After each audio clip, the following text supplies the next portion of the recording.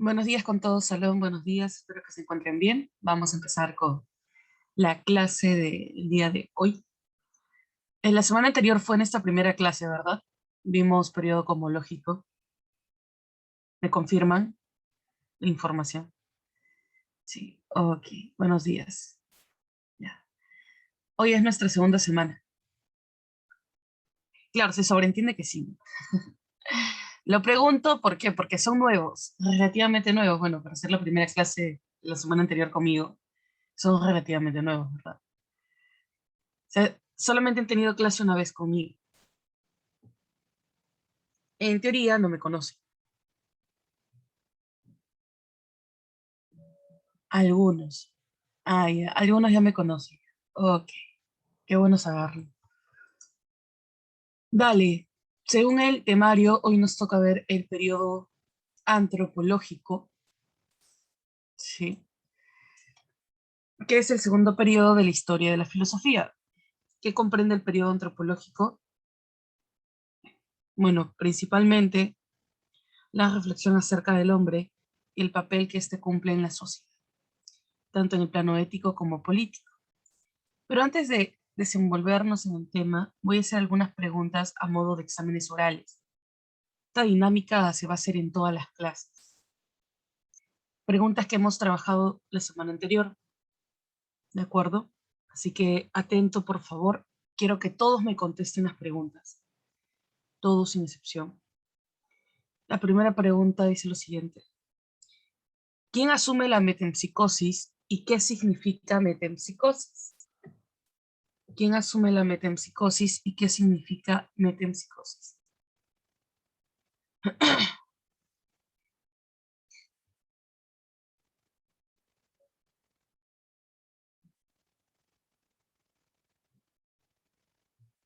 Vamos.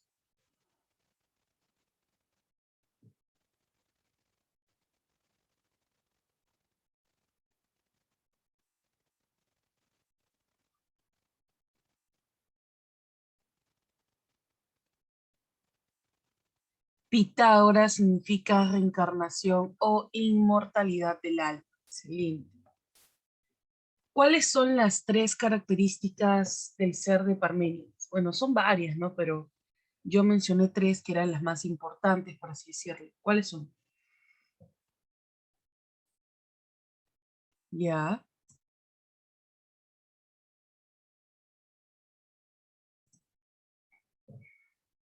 eterno, perfecto e inmutable. Excelente. Eterno, perfecto e inmutable. ¿Cuáles son los principios que rigen los cuatro elementos de Empédocles? ¿Cuáles son los principios que rigen los cuatro elementos de Empédocles?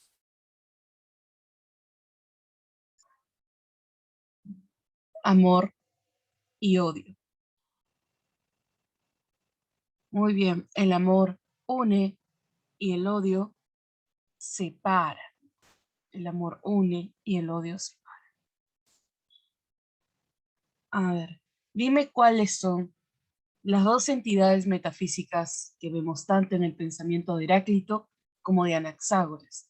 ¿Cómo se llaman esas entidades metafísicas que cumplen la función de ser una inteligencia ordenadora del cosmos?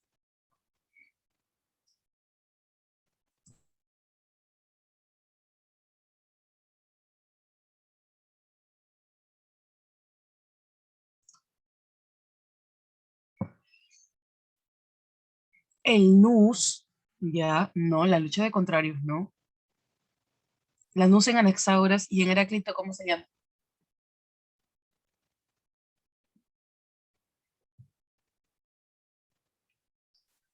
El logos, excelente William. El logos en Heráclito. Muy bien. Ya.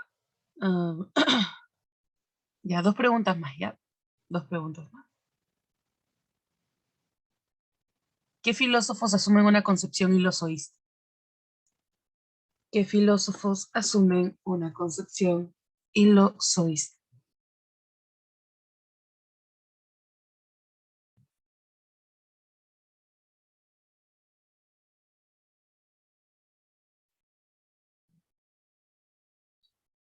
Anaximandro. Ya. ¿Qué más?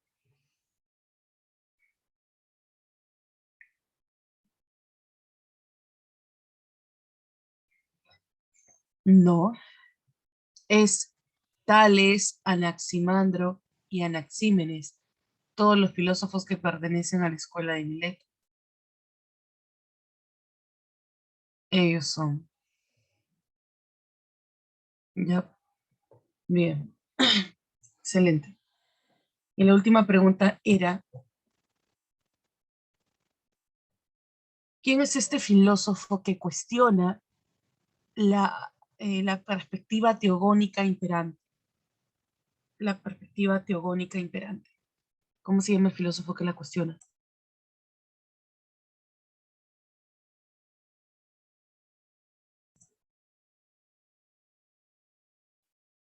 ¿Cómo se llama? Genófanes de Colofón, ¿no? Claro. Si los bueyes pudiesen pensar, crearían a sus dioses como bueyes a su imagen y semejanza. Excelente, Salón, nada mal. Te felicito más bien que hayas podido contestar todas las preguntas. Bueno, me gustaría que hubiesen sido todos, pero al menos de algo se empieza.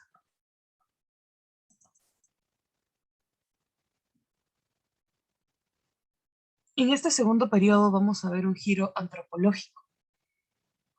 Este giro antropológico consiste en enfocar,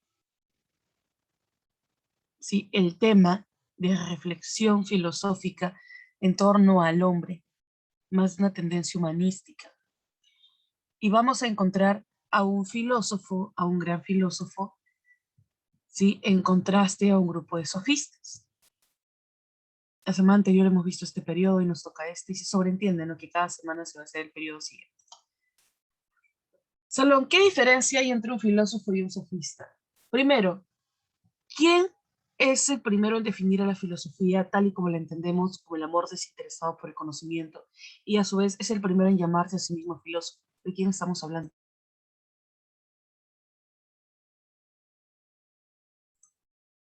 De... No, no es Sócrates. Es Pitágoras. Muy bien, Jesús. Muy bien. Pitágoras, profesor. Pitágoras define la filosofía como el amor a la sabiduría y es el primero en llamarse filósofo, aunque el primer filósofo como tal es Tales de Mileto. Ya. ¿Qué diferencia un filósofo de un sofista? Los sofistas son filósofos, podemos catalogarlos así. ¿Por qué no?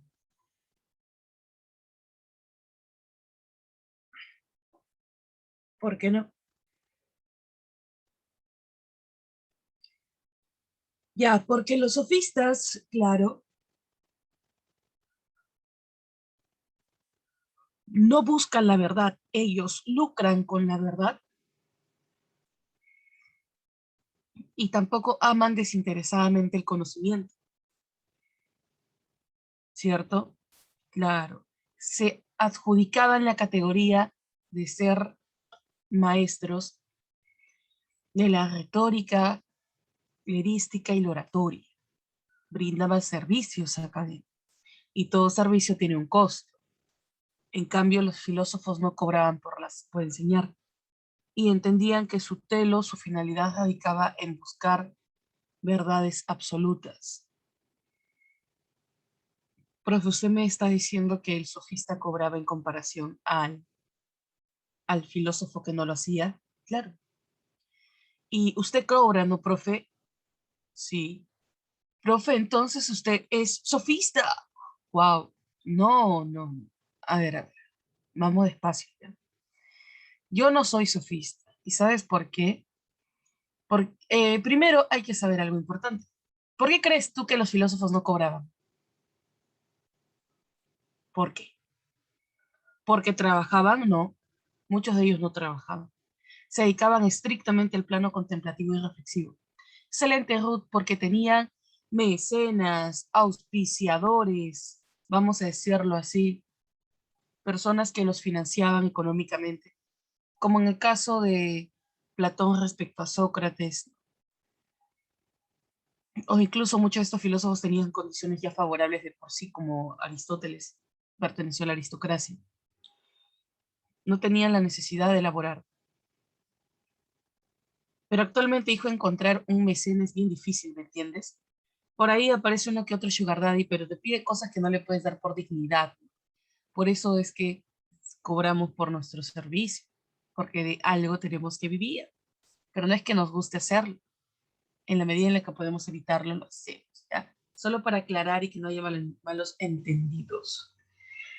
Bien, entonces ya sabemos distinguir entre un filósofo y un sofista. ¿Sí? Ahora, hablemos específicamente del filósofo que nos interesa. ¿Quién es? Sócrates de Atenas. Un segundo, Salón, un segundo. Estoy con una gripe atroz. Ya. Salón, Sócrates busca algo. ¿Qué busca? La verdad. Pero la verdad socrática tiene ciertas características. Por ejemplo, es absoluta, es universal y es individual. ¿En qué sentido es absoluta? Porque la verdad es una sola. Es universal. ¿Por qué? Porque todos poseemos esa verdad. Y es individual porque está en cada uno de nosotros.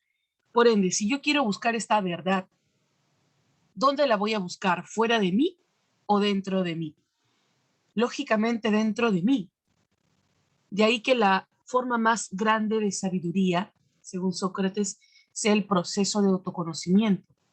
De allí deriva la famosa frase que figura en el pórtico de Delos: conócete a ti mismo, utilizando el método introspectivo, porque tanto la verdad como la virtud son parte de ti.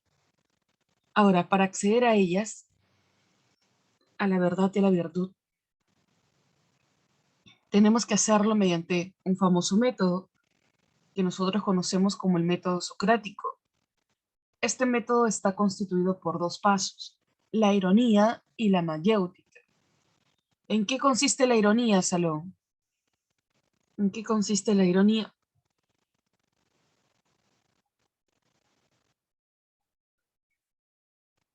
Ajá, muy bien, William. Reconocer nuestra propia ignorancia es el primer paso para adquirir conocimientos. Y la mayéutica se define como el arte de parir ideas. Ahora yo te pregunto, ¿reconocer tu ignorancia es fácil o es difícil?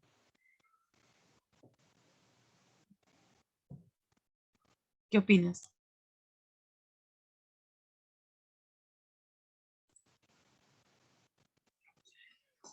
Profe, en definitiva es difícil, ¿no? ¿Qué cosa es difícil? Aceptar que te equivocas. ¿Por qué? Porque primero, hijo, te pones en una situación de vulnerabilidad porque pierdes credibilidad, ¿sí? Dos, también no es fácil reconocer nuestra ignorancia porque nuestra ignorancia, Salón, es proporcional a nuestro conocimiento. Conocemos poco de un todo. De igual manera, ignoramos mucho del todo. ¿Me dejo entender? Pero muy bien, reconocer nuestra ignorancia es tener humildad. Exacto. Salón, cuenta la historia de que un día, pues, Sócrates estaba caminando por las plazas de Grecia. Escuchó un rumor que afirmaba que él era el hombre más sabio de Grecia, ¿no? Según el oráculo de Delfos. Así que Sócrates, muy ingenuo, porque no creía esas afirmaciones, va en busca del oráculo. Ya cuando lo encuentra, le pregunta: oráculo, ¿es cierto que tú has dicho que yo soy el hombre más sabio de Grecia? Y el oráculo le dice: oh, sí. Y Sócrates: ¿estás seguro? Sí, ok. Pero aún así sentía inseguridad, así que decidió recorrer toda Grecia tratando de encontrar a un hombre más sabio que él. Cuando terminó su recorrido, Salón sintió mucha decepción. ¿Por qué, profesora? Porque efectivamente mm, no encontró un hombre más sabio que él, porque él era el único hombre capaz de reconocer su ignorancia capaz de querer aprender más que enseñar. Sócrates era de escuchar y luego interactuar. No quería proyectar la imagen de sabiduría para ganar aceptación social. Sócrates quería enseñarte a pensar y pensar contigo en ese proceso. Eso lo hacía Sócrates, el hombre más sabio de Grecia. Entonces la ironía es el primer paso para parir ideas. Ahora, no sé si sabías este dato, pero la madre de Sócrates era partera, lo que hoy en día vendría a ser una obstetra. Ella ayudaba a traer niños a este mundo y Sócrates, una analogía, ayudaba a traer ideas. Pero analicemos el concepto parir. Salón, ¿por qué parir? ¿Qué entiendes por parir? ¿Qué desprendes de esta palabra?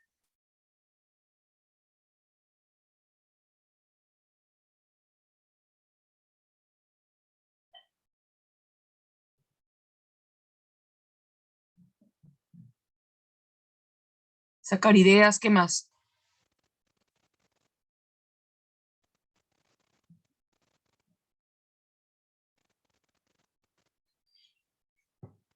A parir de nuestra interpretación, sacar, extraer. Ya me han dado esa idea. Hay algo más. ¿Qué implica parir? Dolor. Si no, pregúntale a tu mamá si no le dolió cuando te parió. Aún haya sido por cesárea, igual es muy doloroso. No creas que no lo es. ¿Y qué es doloroso? Muy independiente de aceptar tu ignorancia, Salón, es doloroso contemplar la verdad. Hay personas que prefieren 1000 veces seguir viviendo en su propia mentira que ver la crudeza del mundo.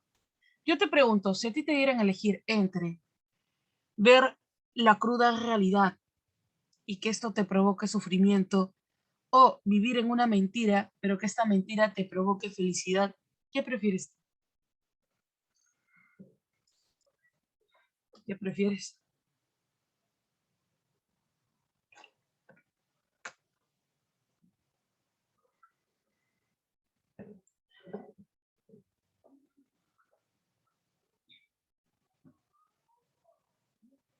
Ver la cruda realidad. Bueno, te comento que hay personas que prefieren vivir en una mentira, ¿sí? Solo porque eso les provoca felicidad. Conozco muchos y muchas en general, ¿sí? Y es como, yo te pongo un ejemplo, ¿no? Vivo en un mundo de mentiras. ¿Por qué? Fabricando fantasía. Ya, no la sigan, córtenla. Salud.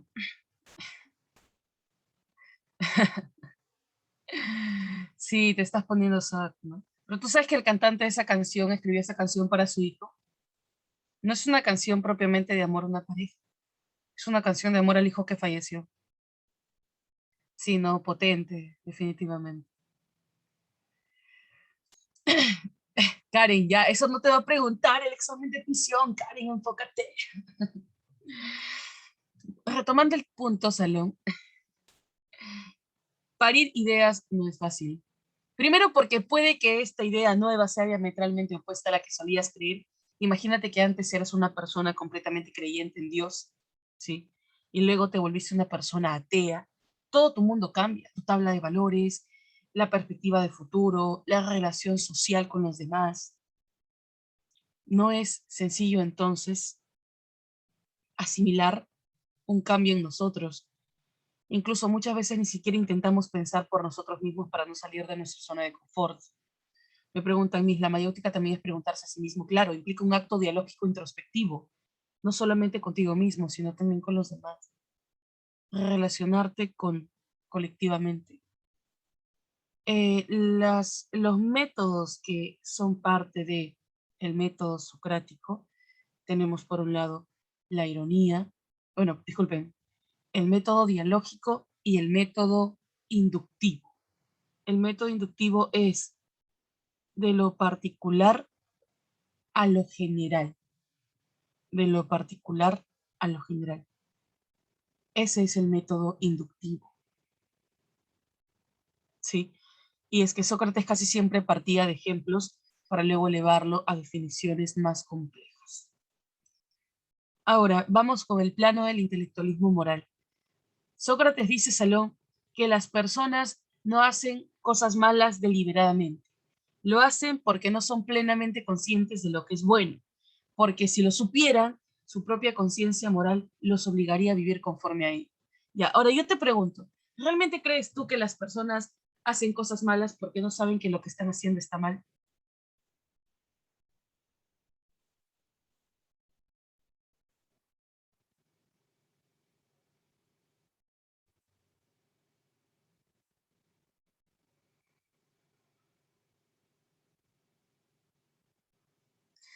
Profe, no sé, pero en lo personal siento que es un poquito, vamos a decirlo así, ingenuo, ¿no? Muy sano de su parte, claro.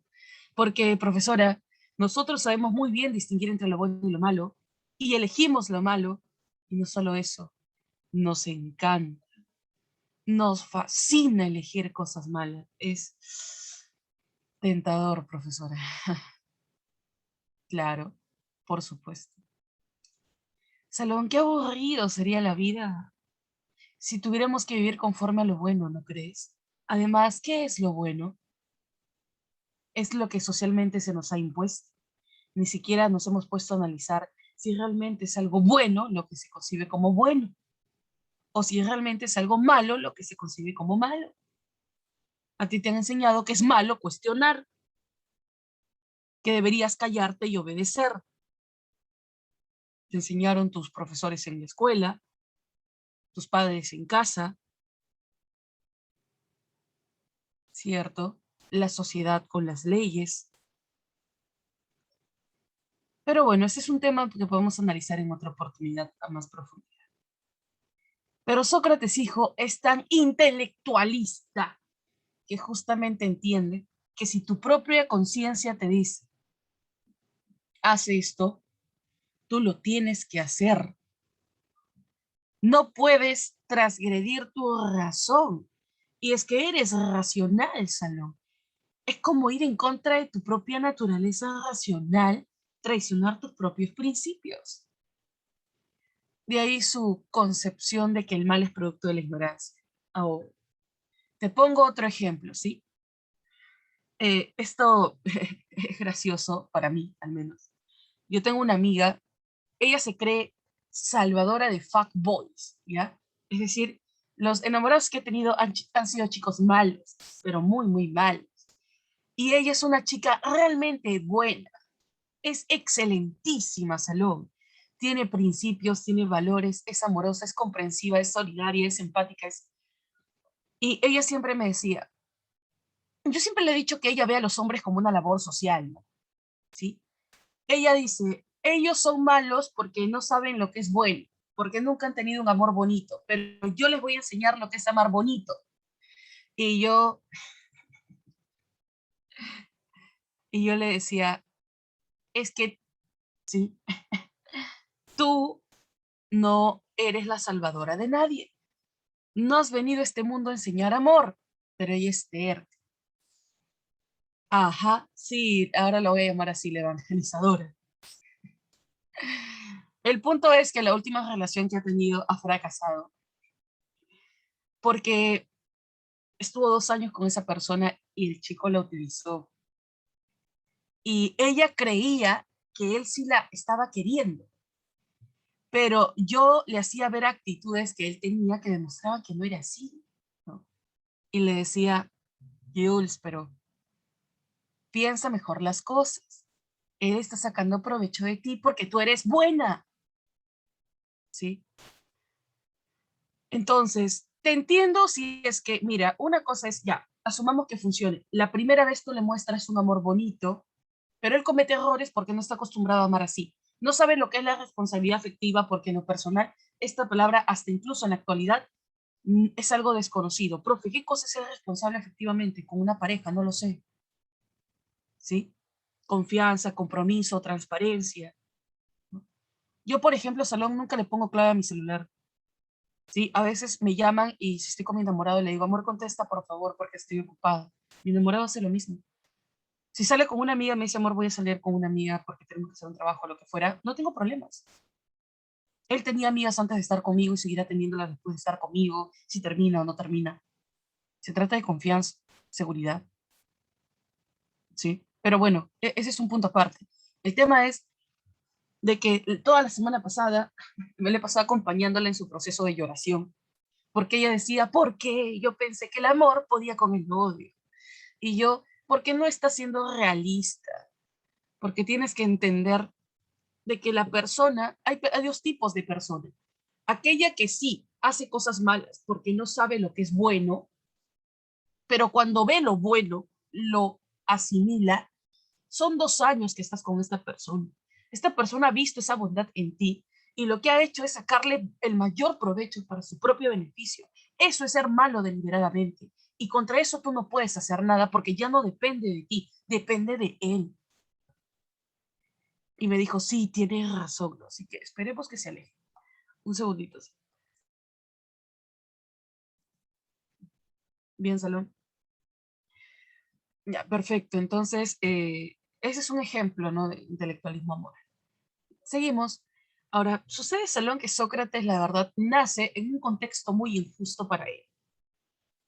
Un contexto que le constituyó una total desventaja. Él nació en una sociedad democrática y él estaba en contra de la democracia. Ahora, yo te pregunto a ti, tú vives en un sistema democrático. ¿Qué falencias hay en nuestro sistema, Salón?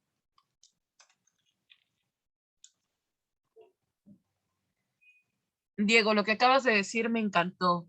Fue excitante. Y me encanta cuando se ponen a filosofar, en serio.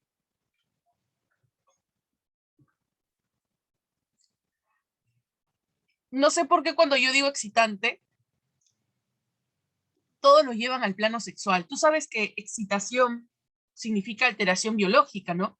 La emoción es una forma de excitación. Ah, ok, me alegra que sepas eso.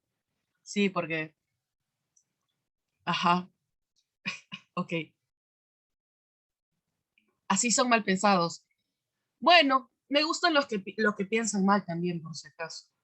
No creo que esté mal pensar desde un punto de vista sexual, es parte de nuestra naturaleza, ¿no? Ajá. Conmigo no tienes que fingir, no tienes que limitarte, sé tú mismo, todo fresh. Ya, Salón, responde la pregunta. ¿Qué problema hay con la democracia?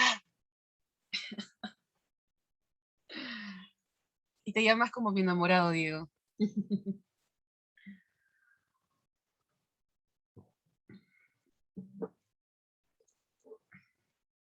Vamos. Sorry si por momento me escuchas comer mi pan. Tengo hambre. Recién estoy tomando desayuno. A ver, primero, en una sociedad democrática, ¿quién elige a sus representantes? Profe, elige a sus representantes el pueblo. El pueblo que en su mayoría es un pueblo ignorante, ¿verdad? Y es ignorante porque quiere serlo, Salón, teniendo acceso al conocimiento, teniendo acceso a la información, preferimos malgastar ese tiempo en cosas banales y superficiales. Ajá, claro. Ya, el contexto griego no era tan ajeno al nuestro. También en el contexto de Sócrates, en la época de Sócrates, ¿sí? Las personas, bueno, la educación no era obligatoria. Si tú querías mandar a tus hijos a la escuela, lo hacías y si no, no. Por lo que las personas elegían primeramente, antes de la educación, el entretenimiento, la creación de olimpiadas deportivas. ¿Por qué? Porque en cierta medida era una forma de despistarlos del dolor que implicaba su existencia, ser como una especie de aliciente, ¿no? Una dosis de placer efímera frente a las arduas horas de trabajo. Y Sócrates se quejaba de eso, ¿no? Porque era una forma de autoengaño. de aliviar tu carga en vez de encontrar cuál es el problema que lo genera y a partir de ahí darle una solución. Por eso critica la democracia, ¿no? Porque es la población ignorante que quiere ser ignorante y disfruta serlo quien toma decisiones tan importantes como el curso de la historia. E incluso no solo ellos, Sócrates también odiaba a los poetas. No sé si sabías eso. ¿Por qué, profe? Porque los poetas, Salón, romantizaban la realidad. La pintaban como una situación, hechos, acontecimientos de dolor camuflados en gracia. Como en el caso de Aristófanes, ¿no? Aristófanes es el padre de la comedia. Él hacía una sátira de la sociedad griega. Todas las personas cuando veían a Aristófanes se reían, así mismo cómicos ambulantes. Sí, se vacilaban con Aristófanes. Y Sócrates miraba y decía, qué decadencia. Burlarse de tu pobreza, burlarte de tu desgracia. Claro, es más cómodo que hacer algo para cambiarlo. Y es por eso que Sócrates dijo, teniendo tantos enemigos en su propio sistema, en su propia polis, fue acusado falsamente. ¿De qué acusaron a Sócrates? A ver si te acuerdas.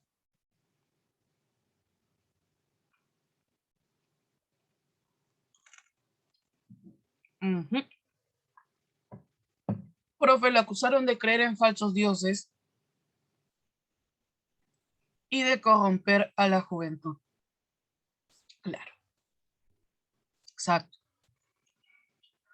¿Por qué lo acusan primeramente de corromper a la juventud? Porque Sócrates enseña algo, Salón, que siempre ha constituido un peligro para la sociedad. ¿Sabes qué es eso? Enseñarte a pensar, a salir de tu zona de confort, a cuestionar esos principios que tú creías que eran absolutos. ¿Tú crees que a alguna sociedad de cualquier tipo le conviene que tú pienses, que tú cuestiones? No, profe, porque si eso pasa, todos los que están arriba se vienen abajo, ¿sí? Genera inestabilidad política, Salón. ¿Y por qué lo acusaron de creer en falsos dioses? Porque Sócrates hablaba del daimon. ¿Qué es el daimon?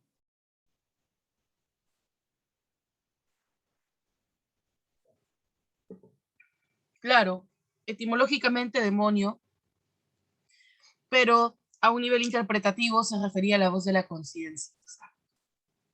Pero la sociedad griega ignorante no entendía o no sabía o desconocía que hacía referencia a ello. Simplemente en su dogmatismo supusieron que hablaba de la figura de un dios no griego, herejía. Lo sentenciaron a muerte, a morir bebiendo la cicuta, ¿no? ¿Qué es la cicuta? Una hierba venenosa. Ajá, una planta venenosa. Salón, es gracioso, irónico a la vez, de que Sócrates, bueno, tú sabes que en todo juicio necesitas un abogado que te defienda. Pero lamentablemente no existió un abogado más idóneo para defender a Sócrates que el propio Sócrates. Así que Sócrates tuvo que hacer su propio abogado. Y eso lo puedes leer en la Apología a Sócrates, porque en verdad la defensa que hace Sócrates de las acusaciones vertidas por un grupo de sofistas, poetas y comerciantes, bueno, en este caso son tres, Anito, Melito y Licón, los que acusan a Sócrates. Anito, Melito y Licón. ¿Ya? Bien. De nada servía en realidad la, la defensa que hizo Sócrates de sí mismo. ¿Sabes por qué, hijo? Porque la decisión ya estaba tomada. Ahorita contesto tu pregunta. Sócrates tenía que morir y eso iba a ser una lección para todo aquel que intentara siquiera hacer lo que hizo Sócrates. El tema de la defensa de Sócrates y el juicio que se llevó a cabo es un mero formalismo para justificar su muerte. Pero la decisión ya estaba tomada. Así que, minutos antes de morir, estaba presente Sócrates, su discípulo Platón, su esposa Jantipa y dos sofistas, Trasímaco e Hipias. Mira, siendo sofistas,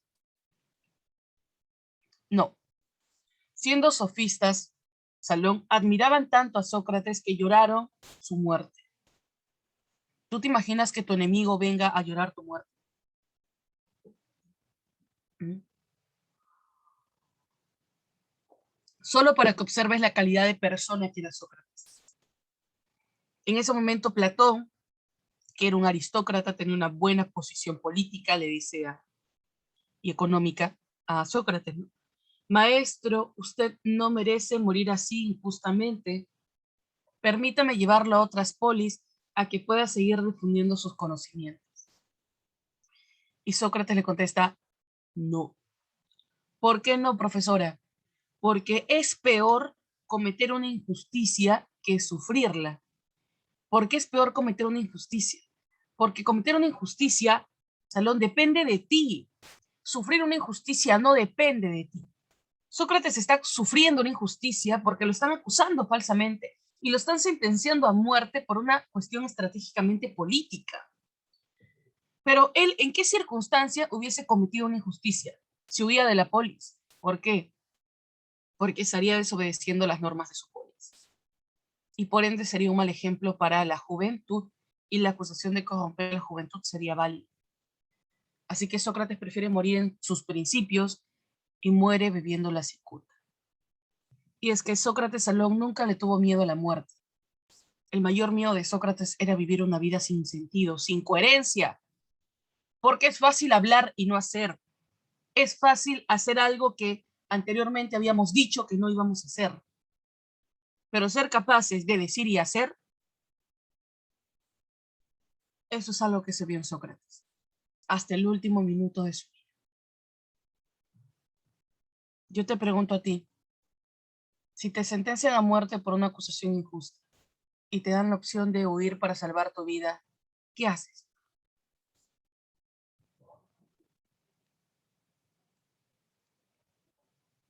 ¿Huyes? Claro, ¿no? Exactamente. Profe, patitas, ¿para qué las quiero, no?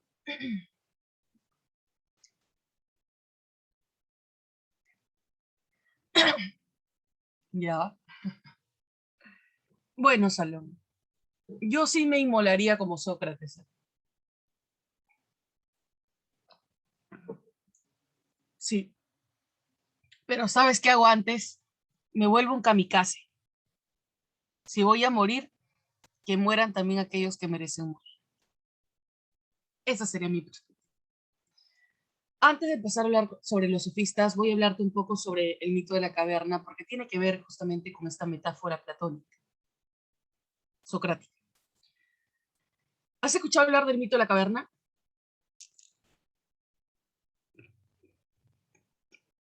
Sí, profe, uno de mis tantos ciclos, ¿no?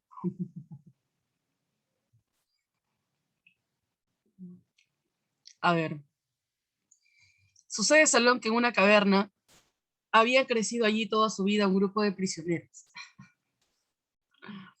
Y lo único que habían visto estos prisioneros eran sombras proyectadas por una luz. Hasta que un día, pues, uno de estos prisioneros logra zafar sus cadenas y como cualquier persona que haría, comenzaría a husmear dentro de la caverna a ver qué hay. En esto observa que en un ángulo de la caverna hay una luz potente que llama su atención. Así que va y se aproxima cada vez más, más y más, hasta que logra salir de la caverna. Y te pasa algo así como cuando estás durmiendo y tu mamá abre la cortina y toda la luz del sol te cae en la cara, te ciega temporalmente, no ves blanco. Pero luego ya por adaptación sensorial las cosas van tomando forma. Y observas el sol, el cielo, las nubes, los árboles, el río, el lago, la naturaleza.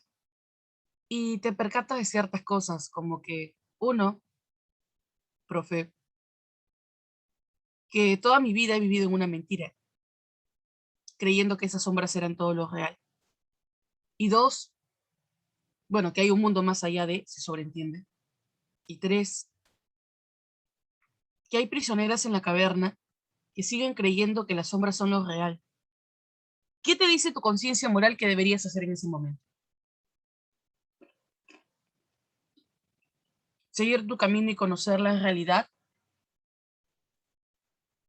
¿O regresar e intentar persuadir a los demás para que ellos también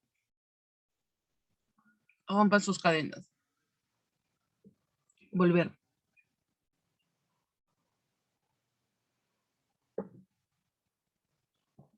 Ya, ahora imagínate esto. Tú regresas, vas y le dices a los prisioneros que hay un mundo fuera de lo que ellos pueden contemplar, que tú no se los vas a enseñar, que tú los vas a guiar para que ellos lo descubran por su cuenta. Es como que un día Catherine llega a tu casa, te toque la puerta y te diga, hija, ¿qué tal? Soy tu profesora de filosofía y he venido a decirte que tu vida es una mentira y que quiero guiarte para que encuentres la verdad. ¿Me crees o no me crees?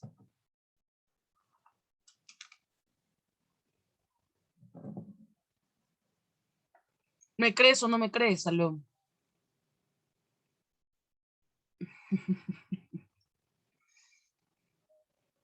Un alumno me dice, profe, a usted yo le creo todo, ¿no? Hijito, qué fácil es manipular. Y después, ¿por qué te engañan? ¿Ya ves? No, pues hijo, no mezcles el plano afectivo con el plano cognitivo. Obviamente lo más común es que me digas, profe, no, no le voy a creer porque mis ideas de lo que constituyen la verdad no han sido fruto de la casualidad, Salón. Me ha tomado tiempo tener que forjarlas. Por lo tanto, si una persona quiere venir a poner en tela de juicio mis creencias, a buenas y primeras no lo voy a aceptar. Pero al menos yo lo que sí haría, ¿sabes qué es? De decir, demuéstramelo. Sí, quiero analizarlo, quiero verlo. Suspendo temporalmente mis creencias e intento abrirme paso a una nueva verdad. Y si no me convence, si no me siento segura, retorno a mi conocimiento anterior. Pero los esclavos, los prisioneros de esta caverna, ni siquiera eso que querían. Lo encontraban ridículo, se reían y se burlaron de el prisionero. Pero este prisionero siguió insistiendo, ¿sí? Porque entendía que una vez que tú ves la verdad frente a tus ojos, no puedes ser indiferente y deseas que todos también lo vean de la misma manera.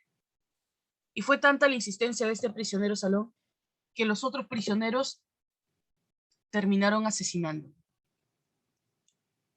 Pregunta,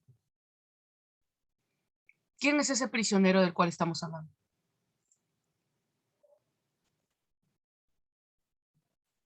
¿Cómo se llama?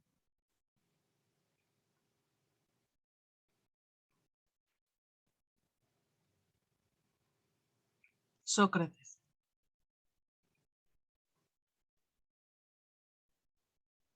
Claro. Sócrates de Atenas. ¿Por qué Sócrates, profesora? ¿Quién mató a Sócrates entonces? ¿Los prisioneros? La sociedad griega. La democracia mató a Sócrates. Eso en cierta medida influye en que no solamente Platón estuvo en contra de la sociedad democrática, ¿no? Porque mató a su maestro injustamente, sino también el propio Aristóteles se oponía a la democracia. Platón propone la república y Aristóteles la aristocracia virtuosa. Fin. Vamos ahora a hablar sobre los sofistas. Solo los sofistas son maestros de las tres artes. ¿Cuáles son esas artes?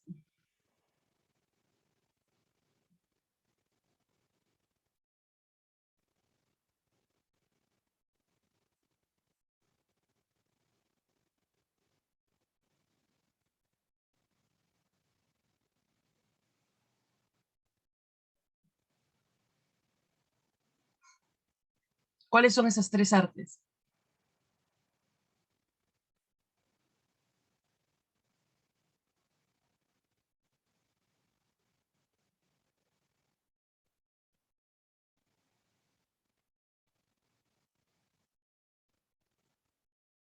La retórica, la erística y la oratoria. La retórica, profesora, es el arte de la persuasión, el arte del convencimiento. La erística es el arte de ganar discusiones y la oratoria es el arte de hablar en público, ¿verdad? Ok. Ahí tenemos a Protágoras de Aptera y a Gorgias de Leontino. No te olvides, por favor, sus apellidos, ¿ya? Que vendrían a ser la polis de donde nacieron.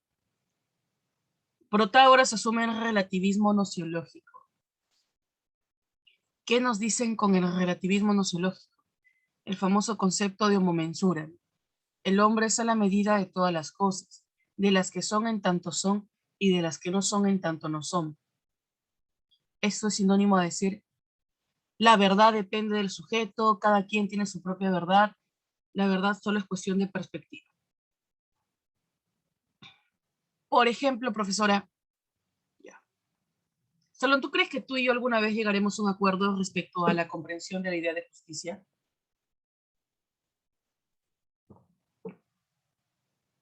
¿Crees que eso sea posible?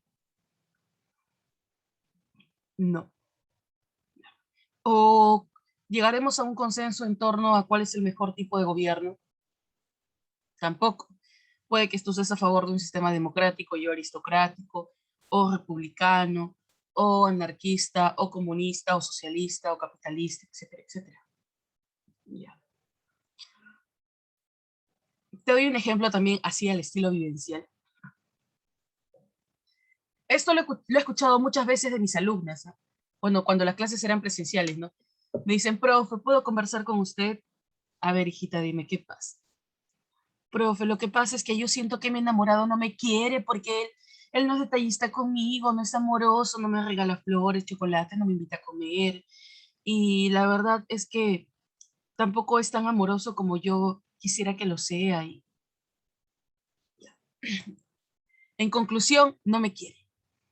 Entonces yo siempre que me dicen eso, bueno, porque fuera de bromas, como 5 alumnas a lo largo de mis años de docente me han preguntado lo mismo. Claro, lo que pasa, Jordan, es lo siguiente. No es que él no la quiera, es que el chico no la quiere como ella quiere que la quieran. Y las personas no te van a querer como tú quieres, te van a querer como saben querer. ¿Me dejo entender? Claro. Entonces, si tú quieres que te quieran de otra manera, simple, termina con él y busca una persona que esté a la altura de tus necesidades. Y por último, si quieres que te quieran como tú quieres, quiérete a ti misma, pues hija. Por ejemplo, si yo quiero que alguien me regale un chocolate, ¿sabes qué hago, William? Voy a la tienda y le digo, señor, véndeme un sublime, por favor. Gracias. Y me lo autorregalo, ya está. A veces me miro al espejo y digo, quiero un beso. Sandra, ven para acá, ¿no? Y me chapo con mi espejo, salón, me doy un autobeso. No tengo problemas. Sé que suena hardcore, ¿ya? Pero no, me parece totalmente normal. Me amo, salón. Sí. Por ejemplo, imagínate qué diría mi enamorado, ¿no? Sandra no me quiere porque yo soy de las personas que se hostiga de los besos y los abrazos.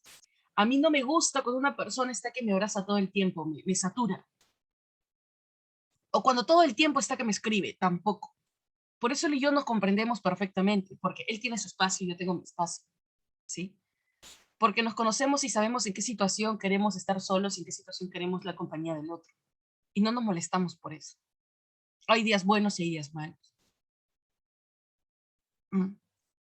Entonces, creo que eso es importante entender, ¿sí? Tu concepto de amor, hija, es muy diferente al concepto del amor del otro. También una vez yo tuve un enamorado anterior al que tengo ahora, que me nacía mucho decirle te quiero, te amo. En verdad estaba muy enamorada. Y le decía, estamos en la clase, Andrés, estamos explicando el relativismo nociológico.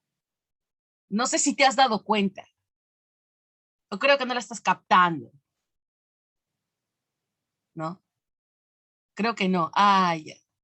Sí. Estamos hablando del relativismo gnoseológico. Y incluso voy a llegar a un punto con esta anécdota. En todas mis anécdotas que yo pueda contar, experiencias de terceros, siempre hay un punto relacionado con el tema. No, pero ya me cohibiste, así que ya no. En conclusión, Salón, en el plano del relativismo, ¿sí? Cuando una persona te dice que te quiere, tú interpretas algo de repente diferente a lo que originalmente la persona te quería decir. Por ejemplo, Andrés, si yo te digo te quiero, ¿tú qué interpretas de lo que te acabo de decir? Dime. ¿Que te estimo? No, te equivocas. Porque yo no te he especificado para qué. Y si te quiero para que te calles, y si te quiero para que me compres una pollada, ¿ah? Y si te quiero para que me prestes plata o me hagas latada con tu amigo, hay tantas formas por las cuales tú puedes querer a la otra persona. Eso entonces también es relativismo, pues hijo, ¿sí? Es relativo la interpretación que nosotros hacemos de las palabras, sentimientos, comentarios, conductas de los demás. ¿Quedó claro esta parte? ¿Sí? Ok. Vamos ahora con Gorgias de Leontino. Gorgias es más hardcore que Protago. Él asume un escepticismo radical, nihilismo. Profe, ¿qué diferencia hay entre el escéptico y el nihilista? El escéptico es aquel que niega todo. El nihilista niega algo del todo. Por lo tanto, ¿por qué él es ambos? Porque si niegas todo, niegas las partes. Pero si niegas la parte, no necesariamente niegas el todo. Así que todo nihilista no es escéptico, pero todo escéptico sí es nihilista. ¿Quién es un nihilista? Nietzsche.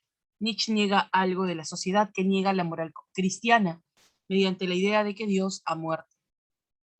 Veamos esta frase.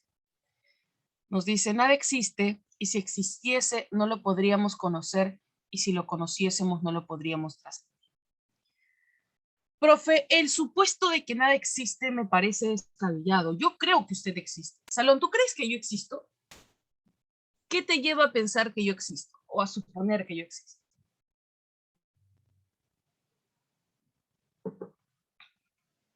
Porque piensa, ¿y cómo sabes qué pienso?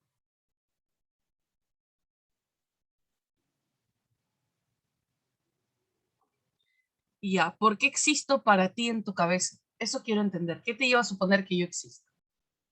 ¿O que esta clase existe? Profe, puede ser porque la estoy escuchando, ¿no? Su voz. Y no es posible suponer, hijo, que estamos en un sueño. Quizás estamos en el sueño de David, creyendo que esto es real, y David va a despertar en media hora para empezar el día de cero otra vez. O quizás Ana es una paciente con esquizofrenia internada en un centro psiquiátrico con una sobredosis de analgésicos, también creyendo que esto es real. ¿Mm? Y si Valeria está en un estado de coma prolongado y solo despierta una vez que muere, y la muerte representa ese verdadero despertar a la realidad. Y si estamos conectados a un monitor como una especie de Matrix, creyendo que esto es cierto, pero lo único certero es de que es una mera conciencia. Profesora, pero yo me peñisco y me duele. Pero es que las sensaciones no solo son provocadas por estímulos concretos. Las ideas también provocan sensaciones. Si no, recuerda cuando te enteraste que te engañó, cuando terminó contigo, ¿sí? Recuerda cuando leíste no alcanzó vacante, cuando atropellaron a tu perro, cuando un ser querido tuyo murió. A la profe, me ha puesto sad, profe. No, porque qué fría. Esto es con fines pedagógicos. ¿Te provoca sensaciones? Sí, ya ves, las ideas pueden provocar sensaciones. Esta sensación puede ser solamente una idea. Salón. Pero bueno, ya, dice Gorgias, no hay que ponernos tan hardcore, ¿sí? Ya, y si existiese, ¿lo podría conocer?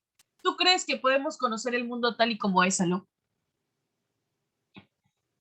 ¿Tú crees que podemos conocer el mundo tal y como es?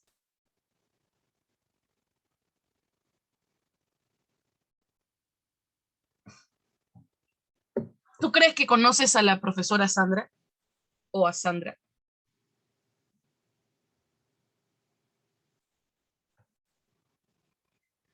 No, profe. Yo no conozco a Sandra. Claro. No conozco ni siquiera a la profesora Sandra. Salón, yo te muestro lo que yo quiero que tú veas en mí y eso se llaman apariencias, ¿sí? Meras apariencias.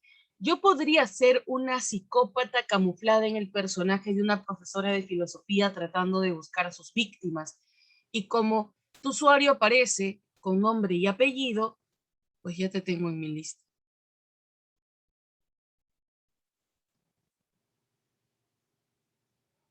Mm.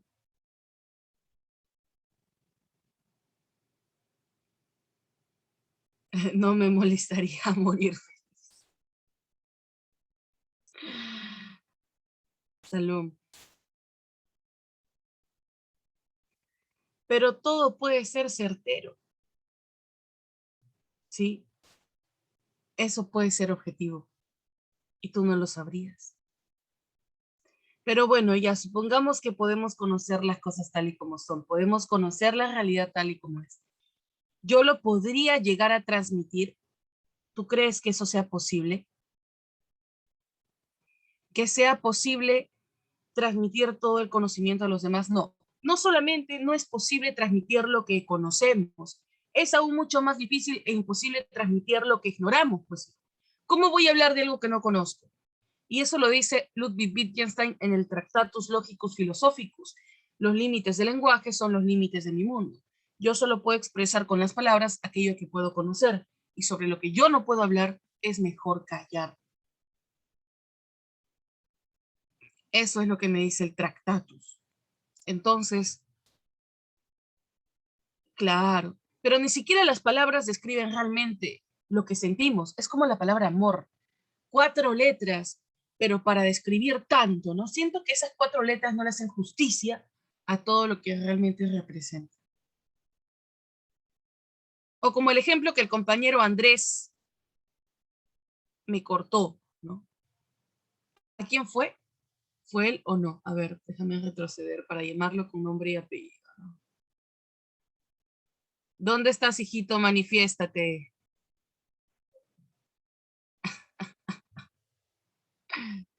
¿Dónde estás? Dime, yo, profe, yo. Ah, ok. A ver, déjame chequear tu nombre, Andrés. Ah, sí, sí, sí. Ajá. Mi idea era esa, justamente, en el ejemplo, ¿no? Dar a entender de que la palabra amor, tú puedes darle un significado que la otra persona va a interpretar de una manera diferente. Y ahí ya no lo estás transmitiendo, claro, Israel. Excelente. Fin, salón, fin.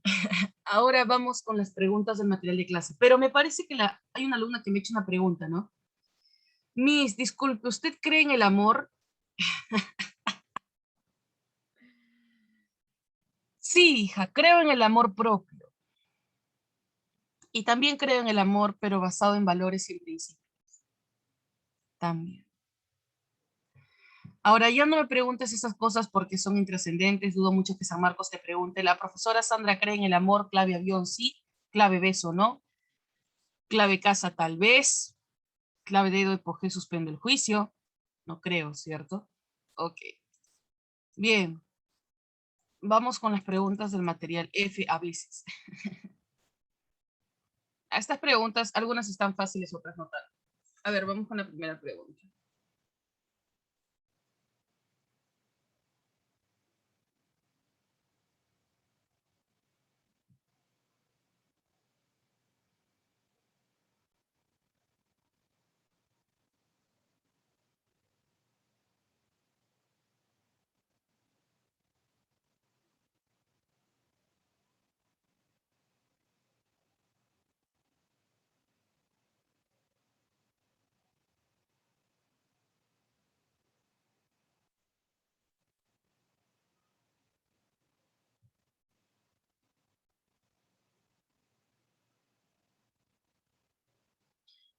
Ya. Pregunta uno, ¿cuál es la clave?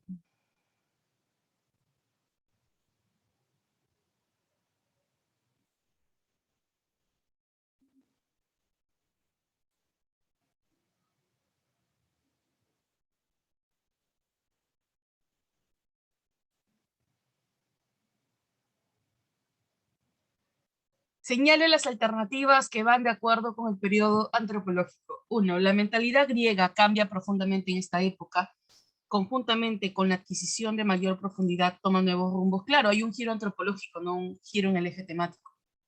Dos, sí, te lo paso después, Steven, después. Ahora la atención de los pensadores griegos se concentra en el hombre y en su problemática, también verdadero.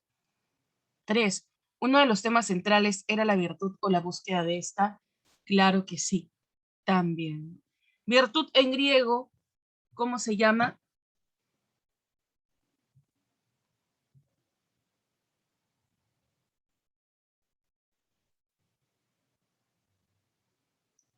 ¿Cómo se llama?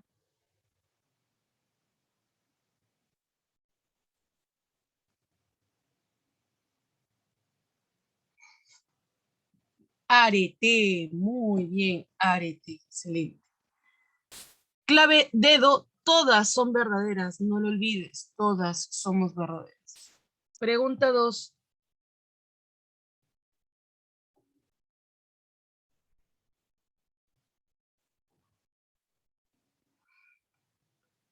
¿Cuál de las siguientes premisas va de acuerdo con los sofistas?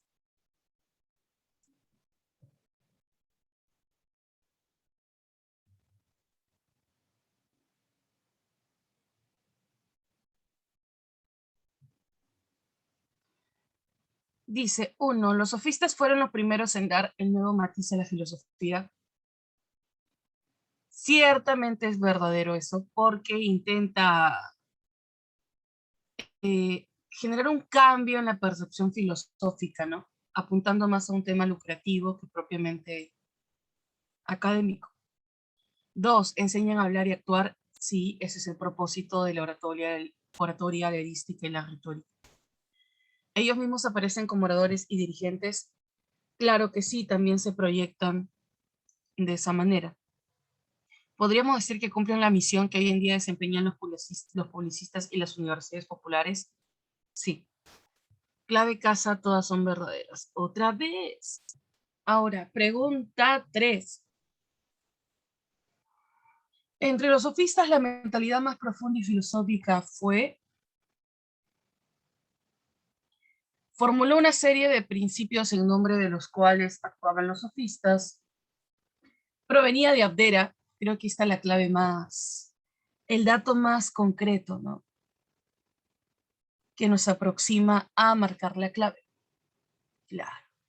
Fue el primer filósofo del nuevo estilo, fue más profesor que investigador, se destacó como orador y popularizador. Profesora Protágoras de Abdera. Casita, casita. Pregunta 4.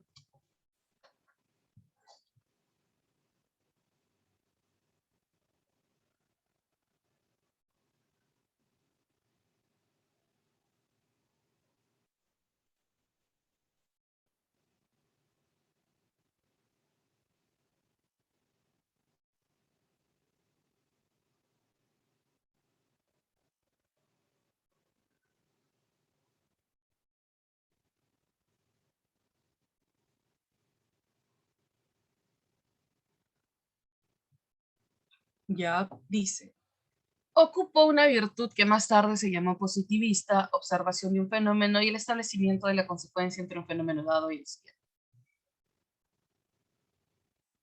¿Cuál es la clave? Quien adopta una actitud positivista remitiéndose a los fenómenos, a los hechos, Salón, es Sócrates, con el famoso método inductivo de lo particular a lo general, que es parte de la mayéutica socrática. Clave, bebecito, bebecita. Pregunta 5.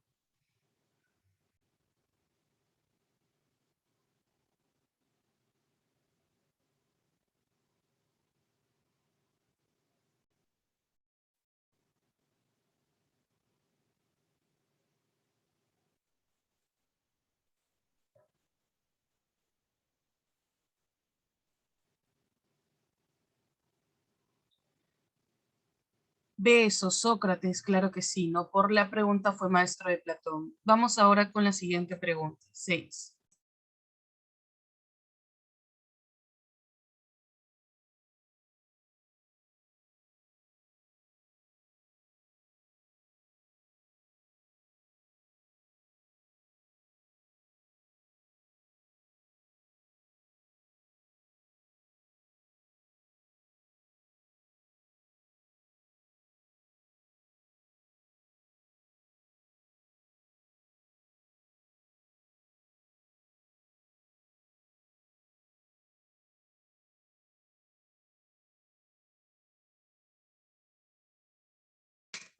A ver, Salón, excelente. 6, la clave es dedo. Todas son verdaderas. Ya. Vamos con la pregunta 7.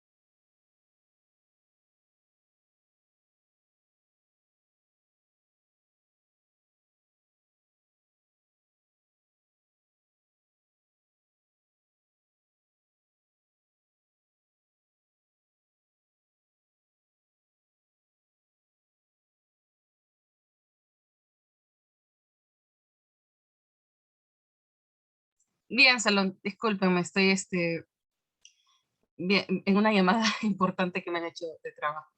En la pregunta 7, la clave cuál es Sócrates, ¿no? Excelente, la clave cuál sería beso, perfecto. Vamos con la pregunta 8. Pregunta 8. Ahora sí.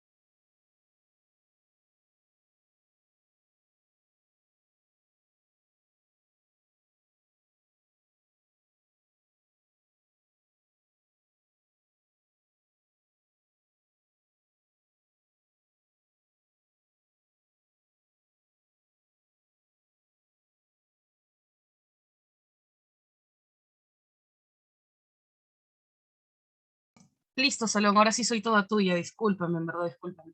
Pregunta 8 dice, marca la alternativa donde no se encuentre un sofista. Claro, Genófanes no es un sofista porque pertenece al periodo cosmológico y propone como Argé la Tierra, ¿se acuerdan? Él es el que propone la idea de que los dioses son creados por los hombres y no viceversa. Dedo. Pregunta 9 te dice, ¿qué filósofo plantea la idea del intelectualismo moral? ¿Quién es?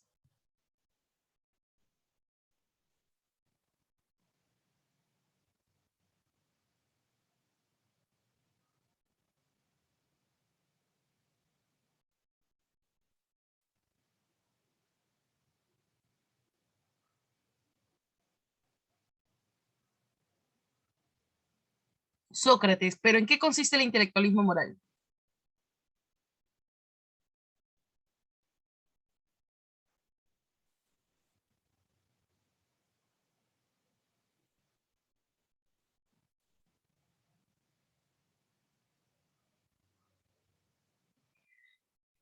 El mal producto de la ignorancia. Excelente.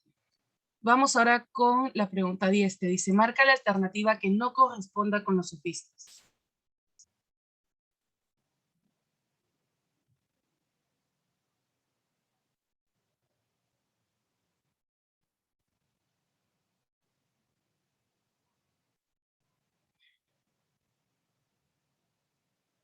¿Cuál es la clave? Claro, casa, ¿no? Hablan del intelectualismo moral, ¿no? Eso solo lo hace Sócrates, no lo hacen los sofistas. Algo que también quiero acotar y aclarar aquí es lo siguiente. Los sofistas van a distinguir entre dos tipos de leyes, ¿ya? Las leyes naturales y las leyes sociales. Las leyes naturales son absolutas porque son leyes dadas por la naturaleza y el hombre no puede hacer absolutamente nada para cambiarlas, en contraste a las leyes de las sociales que dependen del sistema político, económico y social y el consenso y el acuerdo entre individuos. Esa es una diferencia, porque hay una pregunta en torno a esto, un poquito más adelante.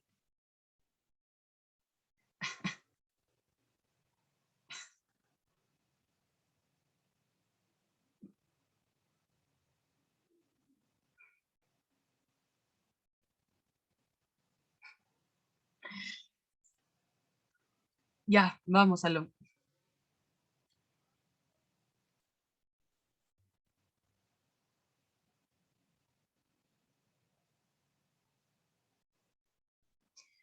Dice, la búsqueda de en común introduce en la conquista humana de los sofistas y en su principio de la pluralidad la exigencia de la objetividad y unidad, esto es, de la universalidad. Es cuando en la discusión concuerdes conmigo, dice Sócrates a Calícles, podemos considerar aquello en que los dos concordamos y no necesitaremos buscar otra pues, debería decir puerta de toque. ¿Ya? Nuestra concordancia nos dará la verdad perfecta. La satisfacción de la exigencia heraclitiana del logos común, según Sócrates, se puede alcanzar mediante el diálogo. Esto es mediante la cooperación, la solidaridad investigativa de los distintos sujetos, que en la coincidencia recíproca pueden encontrar lo subjetivo, que es también objetivo, lo individual, que es también universal. Sócrates.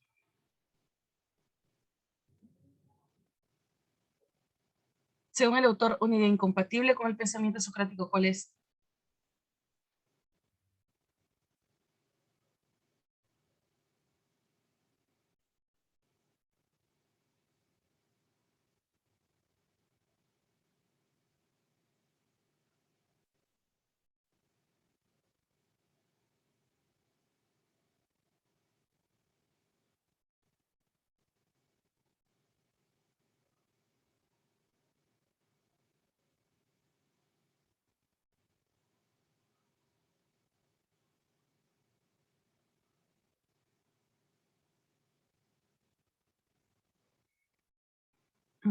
Ya, ¿cuál es la clave?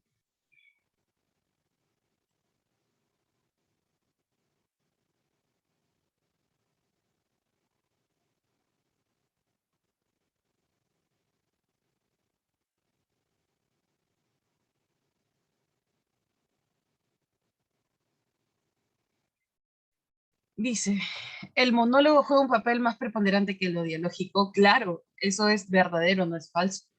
El monólogo tiene que ver con la introspección, conócete a ti mismo. Más bien la clave sería, ¿ves? Los sofistas, a pesar de su principio relativista, buscan lo universal. Dime en qué punto los sofistas buscan lo universal. Su pretensión no es buscar lo universal,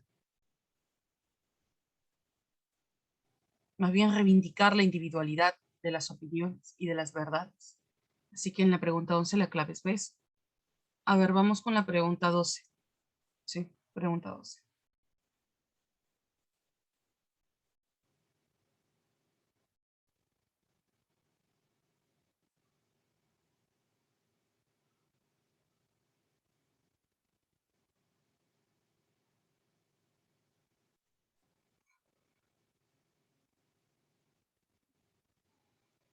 El centro de la ética socrática es el concepto de areteo de virtud.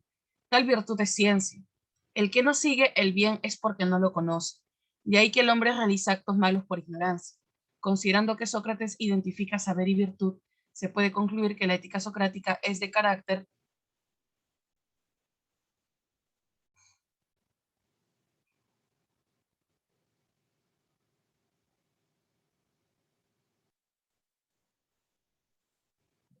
Profesora, clave, vamos. Intelectualista. Excelente. Éticas intelectualistas. Así que la clave es besito, ¿no? Besito. Pregunta 13. Vamos con la pregunta 13.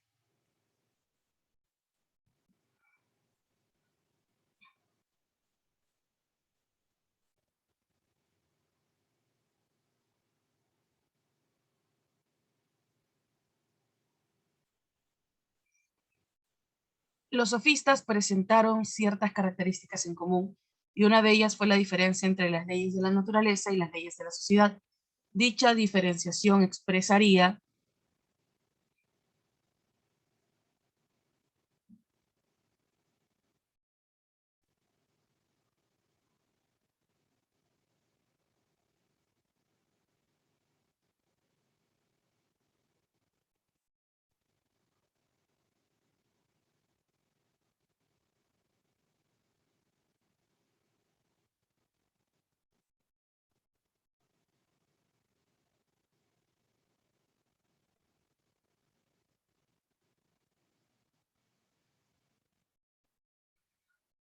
los sofistas presentaron ciertas características en común. Claro, ¿no? Las leyes de la naturaleza son necesarias y no guardan dependencia del hombre, mientras las segundas son creadas y pueden ser modificadas por los hombres, ¿no?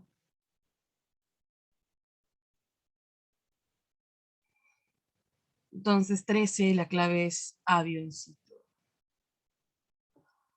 Pregunta 14.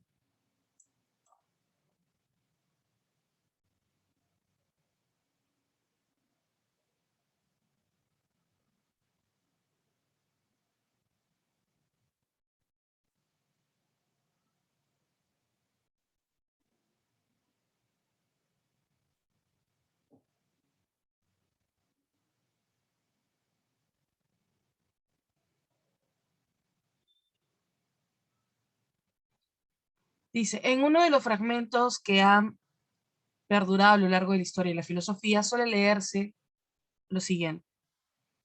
En lo que concierne a los dioses, no dispongo de medios para saber si existen o no, ni la forma que tienen, porque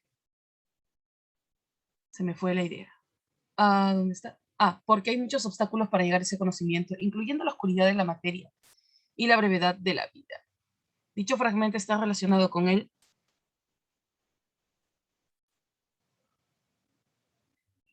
Mm, mm. Interesante sus claves, Salud, interesante. A ver, primero, si hablamos del plano teológico, hay un término específico, ¿no? ¿Cómo se llama ese término específico?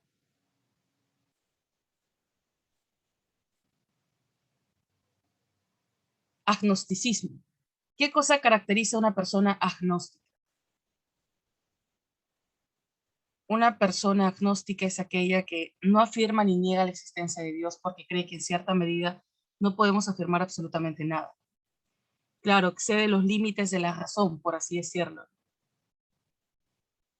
Ajá. Por lo tanto, quien asume esta perspectiva es Protágoras. Tanto Protágoras como Gorgias, pero Protágoras es el cual se tiene mayor referencia respecto a este tipo de comentarios. Y vamos con la pregunta 15, que es una pregunta de un nivel intermedio difícil.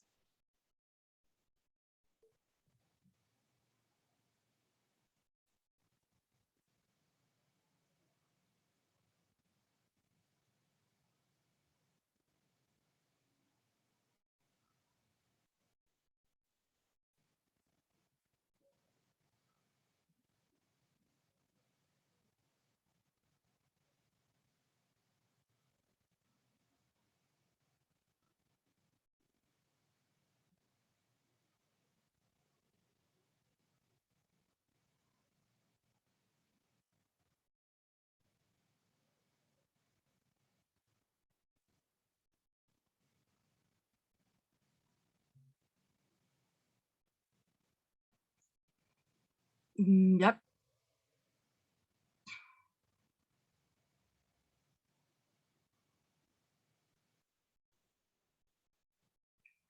Gorgias de Leontino hace un ataque directo hacia el pensamiento parmenidio, frente al cual defiende su posición nihilista sobre la negación del ser. Dicha posición se divide en tres partes, siendo la última: aunque fuera cognoscible, no puede ser comunicado ni explicado a otros. Ya mencionamos que la pregunta 14, la clave es de. Marca la alternativa que guarde correspondencia con dicha premisa. Es interesante, ¿no? Aunque sea cognoscible, no puede ser comunicado ni explicado a otros. ¿Qué nos está dando a entender con esto?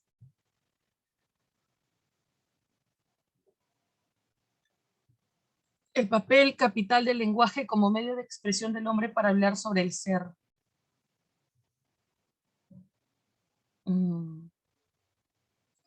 Pero ¿cómo vas a hablar sobre el ser si te está diciendo que aunque lo puedas conocer, no lo puedes expresar? Entonces, no podría. Sería absurdo.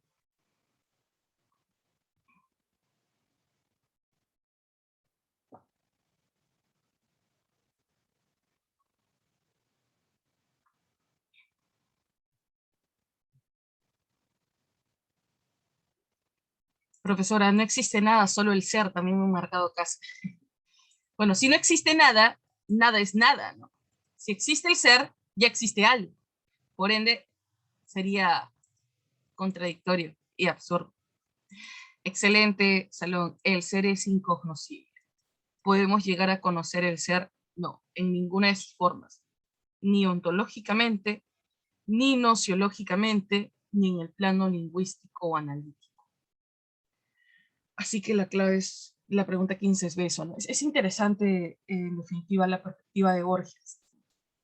Salón, Gorgias, como padre del escepticismo, el primero en proponer una tendencia escéptica, influye en un filósofo del periodo helenístico romano. ¿Cómo se llama ese filósofo?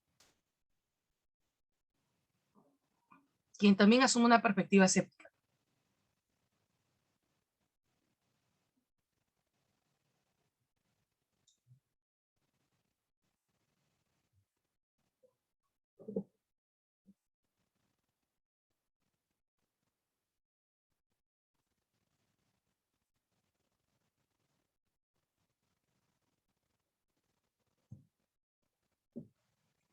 Ya repito la pregunta. En el periodo helenístico romano, también tenemos a un filósofo escéptico que va a estar influenciado por Gorgias. ¿Quién es ese filósofo escéptico? Es la pregunta. Excelente, William. Pierron de Elis. Y Pierron de Elis utiliza una estrategia, un concepto, ¿no?, estratégico llamado epogeo epoché. ¿Qué significa el epogeo? La suspensión del juicio sobre aquello que yo no puedo comprender porque excede los límites de mi razón. Lo mejor es simplemente suspender el juicio. Bien, perfecto. Salón, antes de terminar la clase, primero yo te pregunto a ti, ¿tienes alguna duda, algo que deseas que aclare? ¿Sí o no?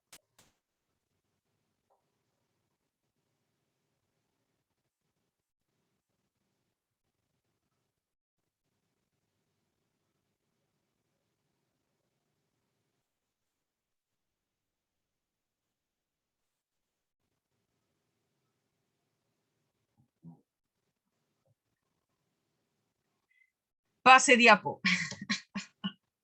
Ok, eso no es pregunta, ese es un pedido. Lo que tú quieres es un pedido. Ya, espérame, no me escribas porque te voy a pasar la diapositiva. Además, ten en cuenta que no tengo la obligación de pasártela. Lo hago simplemente porque quiero, y si no quiero, no lo hago. Pero hoy sí quiero, así que ahí está. Ya lo mandé al grupo, solo descárguenlo, por favor. Bueno, si no hay preguntas, las preguntas las haré yo, ¿está bien? Sí, voy a hacer las preguntas. Ya.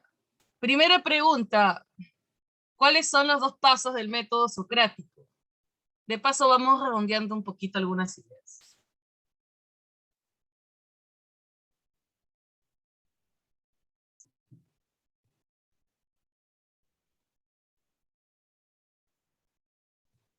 Ironía y mayéutica. Perfecto, muy bien. ¿Cuáles son las tres características de la verdad para Sócrates?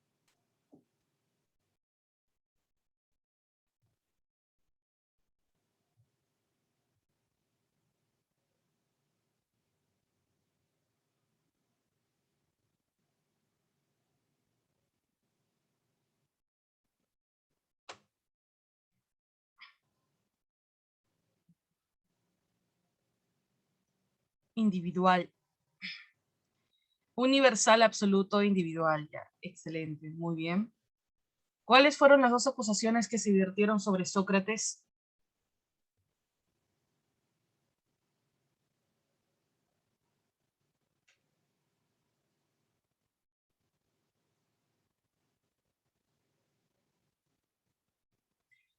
Corromper a la juventud y creer en falsos dioses. ¿Qué es el daimon? ¿Qué es el daimon?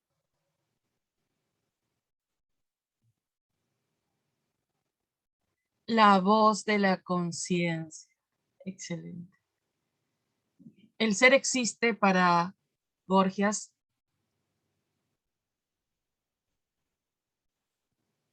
No, nada existe. Para Protágoras, ¿existe alguna verdad absoluta?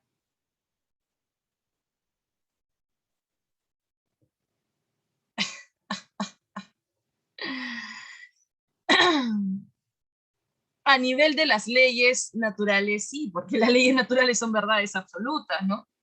Es algo que no depende de nosotros. Como decir, cuando la temperatura baja se siente frío, claro, ni modo que vas a sentir calor, a no ser que estés con fiebre. No, y aún así, cuando estás con fiebre sientes frío. Pero son particularidades, ¿no? Lo general es una verdad absoluta, pero solo a nivel de las leyes naturales, no de las leyes sociales. Listo, mi amor, te felicito, muy buen trabajo el que has hecho el día de hoy. La próxima semana nos vemos nuevamente. Anticipo el tema, veremos periodo ontológico sistemático, Platón, Aristóteles. Ven leyendo, ven estudiando para poder hacer debate en clase.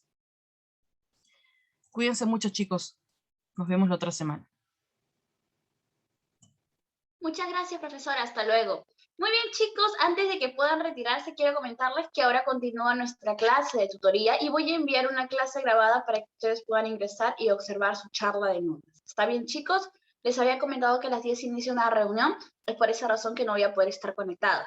Sin embargo, quiero mencionarles que a las 12 me voy a reunir con todos los alumnos del área A. Perfecto. 12 me reúno con los 21 alumnos que están postulando para el área A. ¿Ok? Ahí sí voy a enviar un link porque va a ser la reunión en vivo. ¿Ok, chicos? Sin más que decir, aprovechen estos minutos, vean su grabación, su charla de notas que les he preparado y ya cualquier duda me van escribiendo por internet. ¿Está bien? Cuídense mucho. Chao, chao. Los veo para su última clase.